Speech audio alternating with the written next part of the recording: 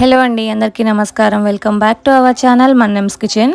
ఈరోజు వీడియోలో అయితే రంజాన్ సందర్భంగా రంజాన్కి మెయిన్గా చేసుకునే డిజర్ట్ ఏంటంటే షీర్ కుర్మా అనమాట. సో ఇది చాలా టేస్టీగా ఉంటుంది, సింపుల్గా చేసుకోవచ్చు. దీనికి కరెక్ట్ పద్ధతిలో మనం చేసుకున్నామంటే దాని టేస్ట్ అనమాట వేరే లెవెల్లో ఉంటుంది, అంత టేస్టీగా ఉంటుంది. నేను చెప్పే కొలతలతో కనుక ఈ షీర్ కుర్మా చేశారంటే చల్లారిన తర్వాత కూడా చిక్కబడకుండా కరెక్ట్ కన్సిస్టెన్సీలో ఉంటుంది అండ్ టేస్ట్ కూడా చాలా బాగుంటుంది. ఈ కొలతలతో చేశారంటే పర్ఫెక్ట్గా ఫస్ట్ టైం చేసే వాళ్ళకు కూడా చాలా బాగా కుదురుతుందన్నమాట. సో ప్రాసెస్ ఏంటో చూసేద్దాము. దీనికోసం అయితే మెయిన్ వచ్చేసి డ్రై ఫ్రూట్స్ కావాలి. సో డ్రై ఫ్రూట్స్ ఏంటంటే ఒక 3 టేబుల్ స్పూన్ల వరకు బాదం పప్పు, అలాగే ఒక 3 టేబుల్ స్పూన్ల వరకు జీడిపప్పు వేసుకోవాలి. అలాగే 3 టేబుల్ స్పూన్ల వరకు పిస్తా పప్పు, అలాగే ఒక 3 టేబుల్ స్పూన్లు అంటే ఒక 10 వరకు ఎండు ఖర్జూరం కానీ పండు ఖర్జూరం కానీ ఈ 4 ఇంగ్రీడియంట్స్ని వేడి నీళ్ళల్లో నానబెట్టుకోవాలి. వేడి నీళ్ళలో నానబెట్టడం వల్ల ఏంటంటే ఎక్కువ టైం తీసుకోకుండా ఫాస్ట్గా నానిపోతాయి. ఫస్ట్ అయితే ఈ 4ని కూడా చక్కగా వేడి నీళ్ళలో నానబెట్టేసి పక్కన పెట్టుకోండి.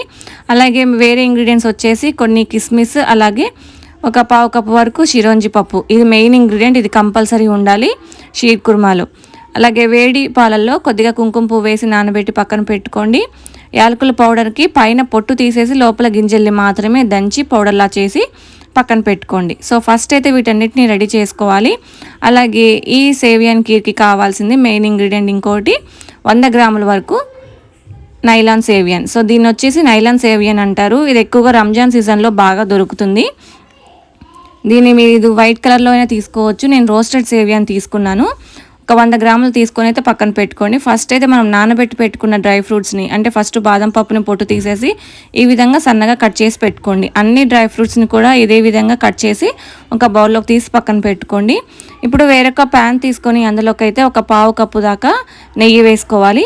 ఈ సేవియన్ కీర్కి నెయ్యి ఎంత ఎక్కువగా ఉంటే అంత బాగుంటుంది. ఇక్కడ క్లిప్ మిస్ అయింది, కానీ ఇక్కడ ఏంటంటే ఫస్ట్ మీరు మనం తీసుకున్న కిస్మిస్ ఉంటుంది కదా, సో ఆ కిస్మిస్ని ఫస్ట్గా వేయించేసి సపరేట్గా ఒక బౌల్లో పెట్టుకోండి. సో ఫస్ట్ కిస్మిస్ని సపరేట్గా ఎందుకు వేయించి పెట్టుకోవాలో నేను లాస్ట్లో చెప్తాను. ఇప్పుడైతే కిస్మిస్ వేయించుకున్నాక అదే నేతిలోకి మనం నానబెట్టి పెట్టుకున్న డ్రై ఫ్రూట్స్ని కట్ చేసుకున్నాం కదా, ఖర్జూరంతో సహా అన్నిటిని కూడా వేసేసుకొని వేయించుకోవాలి. ఇలా వేగేటప్పుడు ఇంకొక సీక్రెట్ ఇంగ్రీడియంట్ ఏంటంటే లవంగాలు అనమాట. లవంగాలు ఖచ్చితంగా వేసుకోవాలి. లవంగాలు వేయడం వల్ల లవంగాల ఫ్లేవర్ బాగా తగలకపోయినా కానీ ఈ సేవియన్ కీర్కి టేస్ట్ చాలా బాగుంటుంది లవంగాలు వేసి ఫ్రై చేయడం వల్ల. ఒకసారి ట్రై చేసి చూడండి, ట్రై చేసిన వాళ్ళకే ఆ ఫ్లేవర్ టేస్ట్ అనేది తెలుస్తుంది. అలాగే ఇవన్నీ వేగిన తర్వాత ఫైనల్గా చిరోంజి పప్పు కూడా వేసుకొని కొద్దిసేపు వేయించుకోవాలి. మీరు కావాలి అనుకుంటే చిరోంజి పప్పును కూడా నానబెట్టేసుకొని పైన పొట్టు తీసేసి లోపల పప్పు వరకు కూడా వేసుకోవచ్చు. బట్ నేనైతే డైరెక్ట్గా వేసుకున్నాను. ఇలా వేగిన తర్వాత కొద్దిగా డ్రై ఫ్రూట్స్ని తీసి పక్కన పెట్టుకోండి ఫైనల్గా మనం గార్నిషింగ్ కోసం. అలాగే అదే డ్రై ఫ్రూట్స్లోకి మనము తీసుకున్న సేవియాన్ని కొంచెం తుంపుగా చేసుకోండి, చిన్న చిన్న ముక్కల్లా చేసుకొని ఈ సేవియాన్ని కూడా ఈ డ్రై ఫ్రూట్స్లో వేసేసి బాగా వేయించుకోవాలి. నేను ఆల్రెడీ రోస్టెడ్ సేవియా తీసుకున్నాను కాబట్టి కొద్దిసేపే వేయించాను. అదే మీరు వైట్ కలర్లో తీసుకున్నట్టయితే కొంచెం గోల్డెన్ కలర్లో మారేంత వరకు కూడా వేయించుకోవాలి. వేయించిన సేవియాని తీసుకున్నా సరే నేతిలో వేయించడం వల్ల మనకి కీర్ అనేది కమ్మటి టేస్ట్ వస్తుంది. ఇలా ఒక 2 నిమిషాల పాటు జాగ్రత్తగా కలుపుకోవాలి. ఇవి సన్నగా ఉంటాయి కాబట్టి తొందరగా మాడిపోయే ఛాన్స్ ఉంటుంది. కాబట్టి జాగ్రత్తగా ఈ విధంగా వేయించేసుకొని చక్కగా వేగింది అనుకున్నాక స్టవ్ ఆఫ్ చేసేసి పక్కన పెట్టుకోండి. ఇప్పుడైతే వేరొక కడాయి తీసుకొని అందులోకి అయితే ఒక 3/4 లీటర్ వరకు పాలు పోసుకోవాలి. చిక్కటి పాలు ఉంటే కనుక చిక్కటి పాలే యూజ్ చేయండి, అప్పుడు టేస్ట్ చాలా బాగుంటుంది. ఇప్పుడైతే పాలు అనేవి మరగడం స్టార్ట్ అయిపోయాయి. పాలు పొంగొచ్చిన తర్వాత ఇందులోకి అయితే ముందుగా మనం వేయించి పెట్టుకున్న సేమియాని డ్రై ఫ్రూట్స్తో సహా పాలలోకి వేసుకోవాలి. ఈ డ్రై ఫ్రూట్స్ అనేవి పాలల్లో మరిగితేనే ఈ కీర్కి టేస్ట్ అనేది చాలా బాగా వస్తుంది. సో కాబట్టి ఫస్ట్ మనం అన్ని కీర్స్కి కూడా మనం లాస్ట్లో డ్రై ఫ్రూట్స్ యాడ్ చేస్తాం, కానీ ఈ షీర్ కుర్మాకి మాత్రం డ్రై ఫ్రూట్స్ ముందుగానే వేసుకోవాలి, పాలల్లో మరిగించుకోవాలి, అప్పుడే టేస్ట్ బాగుంటుంది.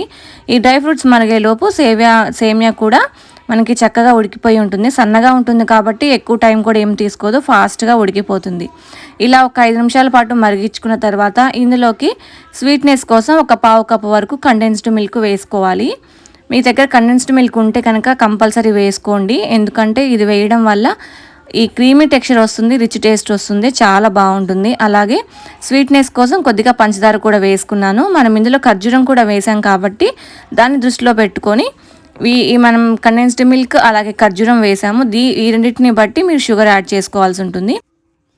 ఇప్పుడు ఇందులోకి కుంకుమ పువ్వు పాలు అలాగే యాలకుల పౌడర్ కూడా వేసేసుకొని ఒకసారి మిక్స్ చేసేసుకొని మరొక 5 నిమిషాల పాటు ఈ కీర్ని మరిగించుకోండి. అంతేనండి, సరిపోతుంది. మీరు యాలకుల పొడి ప్లేస్లో మీరు కొంచెం ఫైనల్గా కొంచెం రోజ్ వాటర్ కూడా యాడ్ చేసుకోవచ్చు, లేకపోతే యాలకుల పౌడర్ అని యాడ్ చేసుకోవచ్చు. ఏదైనా టేస్ట్ బాగుంటుంది. ఇప్పుడైతే కీర్ అనేది రెడీ అయిపోయింది. చూసారు కదా, ఈ విధంగా డ్రై ఫ్రూట్స్ అనేవి పాలలో మరగాలి. అండ్ మనం లాస్ట్లో స్టవ్ ఆఫ్ చేసిన తర్వాత మనం ముందుగా వేయించి పెట్టుకున్న కిస్మిస్ ఏవైతే ఉంటాయో అప్పుడు పాలలో ఇప్పుడు వేసేసుకోవాలి. ఎందుకంటే కిస్మిస్ అనేవి ద్రాక్షాలు కాబట్టి కొన్ని పుల్లగా ఉంటాయి, కొన్ని తీయగా ఉంటాయి. అవే పుల్లగా ఉన్నవి వేసుకున్నామంటే పాలు ఇరిగే ఛాన్స్ ఉంటుంది కాబట్టి లాస్ట్లో వేసుకుంటే సరిపోతుంది. ఇప్పుడైతే కీర్ని మనము ఒక సర్వింగ్ బౌల్లోకి సర్వ్ చేసుకొని పైన మనం మొదటిగా తీసి పెట్టుకున్న ఈ డ్రై ఫ్రూట్స్ తోటి గార్నిష్ చేసుకొని అలాగే పైన కొంచెం రిచ్ లుక్ రావాలి అంటే డ్రై పెటల్స్ ఉంటాయి కదా, రోజ్ పెటల్స్, సో వాటితోటి గార్నిష్ చేసుకున్నారంటే ఎంతో టేస్టీగా ఉండే షీర్ కుర్మా రెడీ. ఇది మనకి రంజాన్ సీజన్లోనే కాకుండా ఈ సేవియాని కనుక మనం తెచ్చి పెట్టుకున్నామంటే ఒక ప్యాకెట్ మనకి ఎప్పుడు తినాలనిపించినా అప్పుడు చక్కగా ఈ డిజర్ట్ అనేది చేసుకొని తినొచ్చు. పర్ఫెక్ట్గా ఉంటుంది. మీకు చల్లారిన తర్వాత చూపిస్తున్నాను చూడండి. పర్ఫెక్ట్గా ఇదే కన్సిస్టెన్సీలో ఉంటుంది. మనం స్టవ్ ఆఫ్ చేసుకునేటప్పుడు లిక్విడ్ కన్సిస్టెన్సీలో ఉన్నప్పుడే స్టవ్ ఆఫ్ చేసుకుంటే చల్లారిన తర్వాత ఈ కన్సిస్టెన్సీలో ఉంటుంది. ఎన్ని గంటలైనా సరే మనం మార్నింగ్ చేసిన ఈవినింగ్ వరకు కూడా ఇలాగనే ఉంటుందన్నమాట. సో నేను చెప్పిన కొలతలతోటి కనుక ఈ షీర్ కుర్మా ట్రై చేసి చూడండి, చాలా బాగా వస్తుంది. అండ్ ట్రై చేసి ఎలా వచ్చిందో కామెంట్ సెక్షన్లో అయితే కామెంట్ చేయండి. Thank you friends, thanks for watching.